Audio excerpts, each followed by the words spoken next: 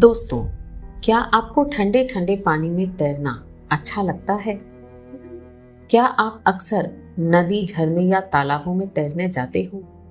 अगर हाँ, तो फिर आपको ये वीडियो जरूर देखना चाहिए। मध्य प्रदेश के पहाड़ियों के बीच एक छोटा सा गांव बसा था, सांभरपुर। गांव के एक छोर से एक बहुत पुरानी और गहरी नदी बहती थी, जिसका नाम था कालीधार। उस नदी से पड़ोसी गांव जाने के लिए लोग नाव के जरिए नदी को पार किया करते थे। गांव वालों के लिए नदी बहुत महत्वपूर्ण थी और गांव वाले इस नदी को मां मानकर इसकी पूजा भी किया करते थे। ये नदी बहुत बड़ी थी, दूर दूर तक फैली थी और इसके चारों ओर हरियाली थी। पूरा इलाका बेहद सुंदर था। चिराग और सुमित दोनों भोपाल में रहते थे। दोनों पड़ोसी थे और बचपन के दोस्त भी। दशहरे के अवसर पर उनके कॉलेज में 3 दिन की छुट्टी थी, इसलिए उन्होंने सोचा कि कहीं पिकनिक मनाने चलते हैं। सुमित ने भोपाल के आसपास के टूरिस्ट स्पॉट्स ढूंढे तो उसे ये नदी और इसका ये सुंदर इलाका नजर आया। वो खुश हो गया और उसने चिराग को भी बताया कि ये जगह अच्छी रहेगी, हरियाली भी है और तैराकी के मजे भी ले लेंगे। उन्होंने अपने पेरेंट्स से यहाँ जाने के लिए इजाजत मांगी।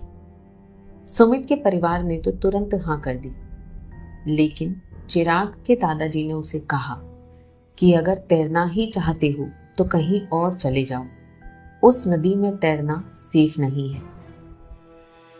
चिराग ने जब अपने पापा से कहा तो उसके पापा ने दादाजी को ही समझाया कि जाने दीजिए, बच्चों को मजे करने दीजिए, यही तो उम्र है।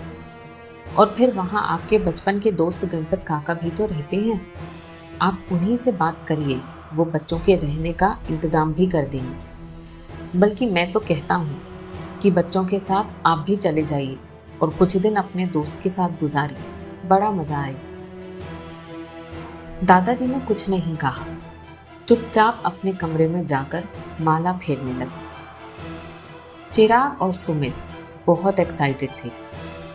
वो लोग शाम को सांभरपुर पहुंच गए।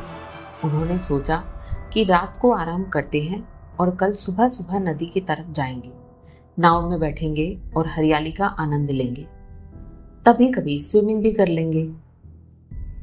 गणपत काका के घर में उनका बेटा आनंद था, जो सुमित और चिराग की उम्र का ही था। गणपत काका और आनंद आपस में कुछ बात करते रहे और फिर आनंद ने चिराग और सुमित से कहा कि वो उसे भी अपने साथ लेकर चले। तीनों देर रात तक बातें, गप्पे, हंसी मजाक करते रहे। अगली सुबह तीनों जल्दी उठकर तैयार होकर घूमने के लिए निकल पड़े। सबसे पहले वो लोग नाव में बैठे। चिराग और सुमित बहुत एंजॉय कर रहे थे। उनकी नाव जब नदी के बीचों बीच पहुंची तो अचानक एक झटका लगा।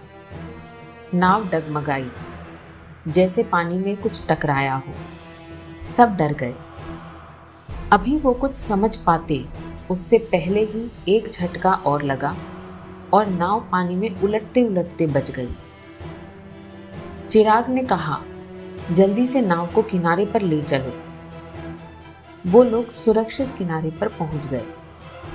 किनारे पर उतरकर कुछ रेस्ट लेने के लिए वो लोग किनारे पर बैठ गए। थोड़ी देर सुस्ताने के बाद चिराग बोला कि चलो स्विमिंग करते हैं। आनंद ने उसे रोकना चाहा, लेकिन उससे पहले ही चिराग पानी में कूद गया था। सुमित और आनंद किनारे पर ही बैठकर आपस में बातें कर रहे थे।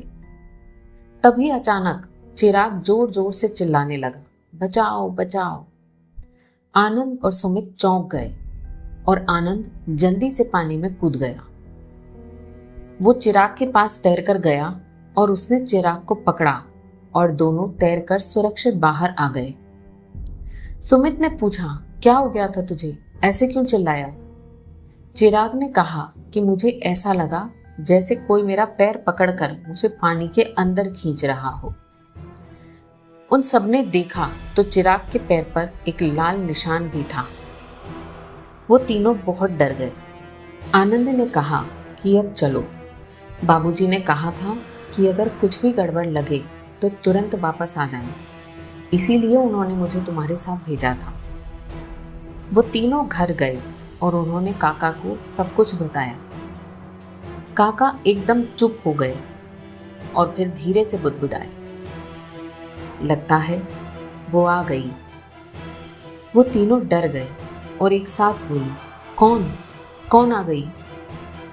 काका ने कहा, तुम्हारे दादाजी ने तुमको कुछ नहीं बताया, इसलिए मैंने भी तुम्हें कुछ बताना ठीक नहीं समझा, लेकिन अब तुम मेरी बातें ध्यान से सुनो। ये नदी हमेशा से ऐसी नहीं थी, लेकिन लगभग 30 साल पहले एक नाव में बैठकर एक बारात लौट रही थी अपनी नई नवेली दुल्हन को लेकर। उस दिन बहुत तेज हवाएं चल रही थी। इन्हीं तेज हवाओं में पता नहीं कैसे उस नाव का बैलेंस बिगड़ा और वो अचानक से नदी में पलट गई। उस नाव पर सवार कोई भी इंसान जिंदा नहीं बच पाया और उस घटना के बाद से ही इस नदी में कुछ अजीब अजीब घटनाएं होने लगी हैं। कभी कोई नाव अचानक चलते चलते पलट जाती है, कभी नाव को लगता है जैसे नीचे से कुछ टकराया हो, कभी तैरने वालों को लगता है जैसे कोई उनका पैर पकड़कर उन्हें नीचे खींच रहा हो, कभी अचानक बहुत सारे पक्षी नदी के ऊपर एक जगह पर इकट्ठे हो जाते हैं। लेकिन ये सब कुछ आज तक हमेशा नौजवानों के साथ ही हुआ है, इसलिए लोगों का ऐसा कहना है कि ये उस दुल्हन की आत्मा है, वो अपने दूल्हे को आज भी ढूंढ रही है। इसीलिए बच्चों, तुम्हारे दादाजी ने तुमको रोका था आने से। तुम घूमो फिरो, मजे करो, पूरा गांव तुम्हारा है, लेकिन बस उस नदी से दूर रहना। अगर आपको ये कहानी पसंद आई हो तो इसे लाइक करें और ऐसी ही और कहानियां सुनने के लिए हमारे चैनल को सब्सक्राइब करें और नए वीडियो का नोटिफिकेशन पाने के लिए बेल आइकन को दबाना ना भूलें।